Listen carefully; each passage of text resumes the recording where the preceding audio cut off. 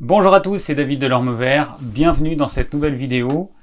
Aujourd'hui, on va voir l'intérêt des jus de légumes et surtout leurs limites.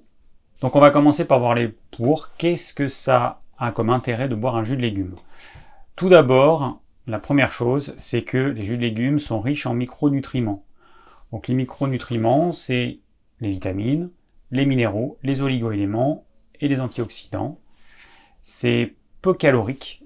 Et c'est également pauvre en fibres. Alors ça a un intérêt pour les personnes qui ont un intestin fragile, parce que les fibres des légumes sont souvent assez irritantes, et le fait de retirer ces fibres, ça va permettre de pouvoir manger des légumes comme des carottes, des betteraves, du chou, sans avoir l'inconvénient des fibres qui vont jouer un peu le rôle de râpe sur la muqueuse fragile de notre intestin.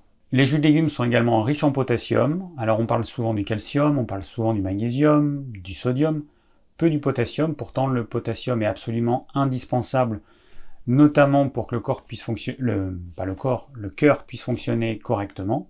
Et il y a également un équilibre entre le sodium et le potassium. Si on mange trop de sel et pas assez de potassium, ça va générer une hypertension et des problèmes cardiovasculaire. Donc cet équilibre sodium-potassium va aller dans le bon sens grâce notamment à l'apport de potassium tel que celui qu'on peut avoir dans les légumes, donc dans les jus de légumes. Et pour finir, les jus de légumes représentent un bon moyen de s'hydrater. Pourquoi? Alors je rappelle juste que l'eau c'est un très mauvais hydratant, l'eau pure ça hydrate très très mal, que pour pouvoir avoir une bonne hydratation, il faut qu'il y ait du sel, du sodium et du sucre, par exemple sous forme de glucose. Donc on va avoir ça quand on mange naturellement des légumes ou des fruits. Et le jus de légumes, justement grâce à sa richesse de minéraux, il va permettre à ce que cette eau puisse réellement rentrer dans les cellules. Si on boit trop d'eau, et notamment de l'eau pure, ce qui se passe le plus souvent, c'est que l'eau elle rentre et elle sort. Donc il y aura une mauvaise hydratation, l'eau ne va pas rester dans le corps et ne va pas aller à l'intérieur des cellules, telle qu'on peut l'avoir quand on a une eau qui est riche en sodium et ou en glucose. Alors voyons maintenant quels sont les contres. Il y en a pas mal. Les jus de légumes, par définition, ce sont des jus et ils contiennent beaucoup d'eau. Dans un jus de légumes, vous avez des micronutriments certes, mais il y a aussi des macronutriments que notre corps va devoir digérer, les macronutriments, lipides, protides, glucides. Bon, dans les jus de légumes, vous allez avoir pas de lipides, vous allez avoir un peu de glucides et un tout petit peu de protéines, moins d'1%, quelques dixièmes de %. Et il faut quand même arriver à digérer ces macronutriments. Pour le corps, le jus de légumes, c'est pas une boisson, c'est un aliment. Et c'est un aliment très liquide. Pour arriver à digérer des macronutriments, il faut couper ces grosses molécules en petits morceaux pour les transformer dans ce qu'on appelle des briques élémentaires. Les protéines vont être dégradées pour qu'à la fin on ait des acides aminés. C'est ça qui passe dans le sang et ce sont ces briques qu'on va utiliser pour à nouveau fabriquer des protéines. Les glucides complexes vont être transformés en glucides simples, comme le glucose. Et donc c'est ça qui va passer dans le sang, c'est ça qui va être utilisé, soit sous forme d'énergie, soit qui va être stocké sous forme de glycogène, une forme de sucre un peu plus complexe que le glucose, ou alors qui va être transformé en gras. Donc pour que ce processus de digestion puisse se faire correctement, il faut que les enzymes que nous allons produire pour couper en petits morceaux ces grosses molécules, il faut qu'elles soient en quantité suffisante. Et le problème des jus de légumes, c'est qu'il y a beaucoup trop d'eau. Nos enzymes vont être diluées dans cette énorme quantité d'eau. Un jus de légumes, c'est 95 à 99% d'eau. Donc au final, les personnes qui ont un feu digestif fort vont arriver à digérer assez bien ces macromolécules. En revanche, celles qui ont un feu digestif plus faible, donc qui ont du mal à digérer, ne vont pas les digérer et ça va être éliminé, en tout cas ça va se retrouver dans le gros intestin, où là il y a un risque de fermentation et de production de gaz, notamment. Alors personnellement, j'ai bu des jus de légumes pendant à peu près 5 ans, quasiment quotidiennement. Au début, tout allait très bien, Et puis évidemment, quand ça dure, eh ben, on voit apparaître certains problèmes. Et dans mon cas, ce qui est arrivé, c'est que mon feu digestif il s'est éteint. À la fin, j'arrivais plus à digérer le jus de légumes, donc j'ai arrêté d'en prendre. Aujourd'hui, je ne prends plus de jus de légumes. Je mange des légumes crus, mais je prends plus de jus de légumes. Donc sur le long terme, boire trop de jus de légumes pendant trop longtemps, de façon trop régulière, va éteindre le feu digestif chez la plupart des gens. Parce que c'est quand même pas quelque chose de naturel de manger un aliment qui contient autant d'eau. Alors tout à l'heure j'ai dit que c'était intéressant de prendre des jus de légumes parce que les légumes contiennent pas mal de potassium, mais ils contiennent peu de sodium. Et il y a certaines personnes qui vont avoir un déséquilibre inverse, qui vont ingérer trop de potassium et pas assez de sodium. Alors les personnes qui sont en insuffisance surrénalienne, qui n'ont plus du tout d'énergie, qui sont complètement épuisées, les jus de légumes vont avoir tendance à les faire plonger encore plus bas que l'état dans lequel elles sont. Donc dans ce cas-là, le jus de légumes, c'est déconseillé, ces personnes ne vont pas arriver à le digérer, ça va leur demander beaucoup d'énergie, ça va apporter trop de potassium et pas assez de sodium. Donc on pourrait se dire, on peut rajouter du sel, alors il y en a qui vont rajouter du plasma de Quinton. Bon, personnellement, j'en vois pas trop l'intérêt. Pour moi, le plasma de Quinton, c'est de l'eau salée hors de prix. Vous prenez du sel de mer, vous aurez une eau salée à un prix tout à fait normal. Donc on pourrait rajouter du sel dans son jus de légumes, et effectivement, ce serait beaucoup mieux pour ces personnes-là. Mais attention, les personnes, les fatigables, épuisées, votre corps n'est capable de métaboliser que peu de jus de légumes. Donc il ne va pas falloir dépasser en moyenne 50 ml à 100 ml par jour au grand maximum. Alors un jus de légumes, en théorie, c'est des légumes. Sauf qu'il y en a certains qui conseillent systématiquement de mettre un fruit ou plusieurs fruits dans les jus de légumes. Donc à ce moment-là, c'est jus de légumes et fruits. Alors là, on perd une partie de l'intérêt du jus de légumes. Les légumes, en moyenne, ils sont très peu acides. Et là, vous allez rajouter un fruit qui, lui, va être beaucoup plus acide. Donc on va acidifier notre jus. Ensuite, on va apporter du sucre. Donc on perd une bonne partie de l'intérêt des jus de légumes. Si le goût des légumes vous convient pas, commencez par des légumes qui ont un goût doux, la carotte, le fenouil, le chou blanc. En été, on a le concombre, on a la courgette. Vous allez mettre des légumes qui vont pas trop vous gêner gustativement parlant et qui vont vous permettre de vous lancer dans le jus de légumes, mais évitez de mettre des fruits. Alors pour les personnes fragiles et les personnes frileuses, le jus de légumes va avoir tendance à les rendre encore plus frileuses, ce qui montre que c'est pas du tout adapté à ces personnes. Donc attention, le jus de légumes, ça peut être bien, voire très bien pour certains, et mauvais, voire très mauvais pour d'autres. Donc, si vous prenez des jus de légumes et que vous êtes encore plus frileux, arrêtez. Votre corps, il vous dit que c'est pas bon pour vous pour le moment. Alors ensuite, il y a un problème d'ordre financier, c'est que faire des jus de légumes, ça coûte relativement cher, parce qu'il faut une certaine quantité de légumes pour faire du jus. Donc, voilà, moi j'ai fait ça, c'est vrai, pendant des années. C'est un budget. Voilà, c'est un budget. L'extracteur, ça coûte pas cher, on en trouve autour de 200-300 €. Ça sert à rien de dépenser plus pour un extracteur, ça fera pas mieux. Moi, je conseille les extracteurs horizontaux parce que vous pouvez tout mettre. Les extracteurs verticaux, généralement, quand vous les avez lavés, ils prennent beaucoup plus de place, tous les ustensiles, que l'extracteur horizontal. On vous dit que ça prend moins de place. Oui, ça vous prend moins de place une fois qu'il est monté. Ça vous prend un petit peu moins de place sur votre plan de travail sur lequel vous allez le poser. Par contre, quand vous allez le laver, vous verrez qu'il y a beaucoup plus de trucs. C'est plus difficile à laver. Et puis surtout, ça se bouche. Dès que vous mettez des trucs fibreux, la version verticale, ça se bouche. Voilà, si vous mettez du céleri, du fenouil, du persil, tout ce qui contient des fibres, c'est pas du tout adapté aux extracteurs verticaux.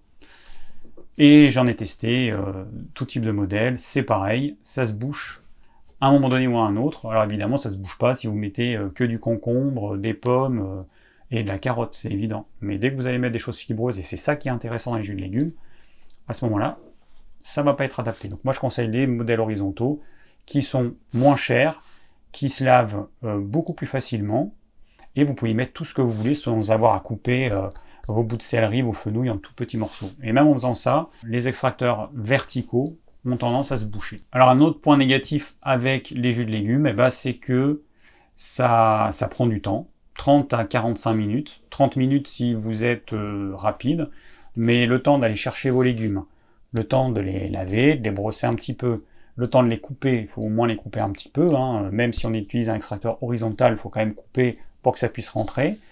Ensuite, on va laver notre extracteur. Et tout ça, si vous êtes rapide, à peu près 30 minutes, si vous êtes moins rapide, 45 minutes. Donc ça prend du temps. Bon, alors maintenant, je vais vous donner quelques conseils si vous voulez consommer des jus de légumes. Première chose, ne pas y mettre de fruits parce que ça va acidifier votre jus et ça va le sucrer. Alors pour les personnes qui me disent les fruits sont alcalinisants, allez voir la vidéo que j'ai faite là-dessus. Encore une fois, c'est faux pour la plupart des gens. Pour la plupart des gens, les fruits sont acidifiants, le citron et tous les fruits, à part la banane qui est un fruit amylacé, qui se rapproche plus de la pomme de terre, on va dire, mais tous les autres, ils sont acidifiants pour la plupart des gens. Donc autre chose importante, ne pas boire trop de jus de légumes, parce que sinon ça va éteindre votre feu digestif un jour ou l'autre. Idéalement, il faudrait 50-100 ml par prise. Et les personnes qui conseillent de boire un demi-litre, voire 1 litre, voire plus, à mon avis, c'est une aberration totale. Pour certaines personnes très rares, ça ira, ça conviendra. Pour la majorité des gens, ça va être la cata absolue, à court terme ou à moyen terme. À ne pas faire, en boire toute la journée. Donc il y a des personnes qui vont se faire une grande quantité de jus, 1 litre, 1 litre et demi, qui vont boire ça tout au long de la journée. À chaque gorgée que vous allez avaler, ça va représenter une prise alimentaire et c'est du grignotage. Si vous voulez affaiblir votre organisme, si vous voulez flinguer votre système immunitaire, c'est la meilleure chose à faire. Robert Masson a beaucoup travaillé, expérimenté là-dessus, sur le grignotage. Et il s'est rendu compte, pendant ces dizaines d'années, les dizaines et dizaines d'années pendant lesquelles il a pratiqué, des dégâts que ça faisait, aussi bien chez les enfants que chez les adultes. Donc le grignotage, quel qu'il soit, que vous mangiez un grain de raisin toutes les 10 minutes de matin au soir, que vous mangiez des gâteaux, que vous buviez une gorgée de jus de légumes du matin au soir, dans tous les cas c'est du grignotage, et dans tous les cas ce sera une catastrophe pour votre organisme. Vous allez l'épuiser, vous allez être un tube digestif ambulant qui va digérer du matin au soir et qui va mal digérer. La digestion, je rappelle, c'est on met quelque chose dans l'estomac, on attend que ça se digère, et ensuite on mange à nouveau. Si vous mettez toujours quelque chose dans votre estomac alors que ce que vous avez mis avant n'a pas été digéré, pour le corps, ce sera impossible d'arriver à digérer correctement ce qu'il y aura dans l'estomac. Autre erreur à éviter, ne prendre toujours les mêmes légumes, faire que des jus de carottes, que des jus de betterave, que des jus de céleri, parce qu'on a vu qu'un tel, il disait que c'était bien de prendre ça pour ça, ou toujours mettre du gingembre et du curcuma parce que y a quelqu'un qui vous a dit que c'était très bien. Non. Prendre toujours la même chose, c'est la pire chose à faire pour l'organisme. Se faire des cures pendant un certain temps, ok, pas de problème, mais de façon continue, tout le temps, toute l'année, c'est une aberration. Je rappelle que y a des personnes qui, en prenant que du jus de carotte, ont eu un problème hépatique parce que l'excès de bêta-carotène qu'il y a dans la carotte peut poser problème au foie. Donc attention, c'est pas anodin, ne faites pas n'importe quoi. Alors autre chose hyper importante, boire son jus de légumes uniquement dans un estomac vide. Si vous ingérez votre jus de légumes alors qu'il y a votre repas précédent qui est encore en partie dans l'estomac, c'est l'indigestion assurée. Et du jus et de la faim de digestion du repas précédent. Et ensuite, une fois que vous avez bu votre jus de légumes dans un estomac vide, il faut attendre que la vraie faim revienne, et c'est uniquement à ce moment-là que vous pourrez prendre votre repas. Si vous n'avez pas faim, ça veut dire que le jus de légumes n'a pas complètement quitté l'estomac, et votre corps vous envoie le message tout simple qui est « Je ne suis pas prêt à recevoir un repas ». Si vous mangez malgré tout, indigestion assurée. Alors pour les frileux, boire un jus de légumes, c'est vraiment pas l'idéal. Idéalement, il faudrait que vous n'en buviez pas. Pour limiter la casse, vous pouvez faire tiédir votre jus. Mais, encore une fois, moi je vous déconseille d'en prendre si vous êtes vraiment frileux. Alors, on vient de voir les frileux. Mais les personnes qui ont du mal à digérer, les jus de légumes, c'est vraiment pas pour vous.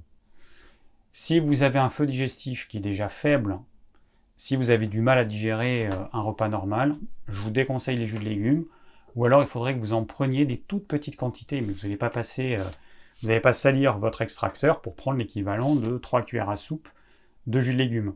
Le jus de légumes, ça convient à tout le monde, mais après la grande différence, c'est quelle quantité votre corps est capable d'assimiler. C'est ça qui compte.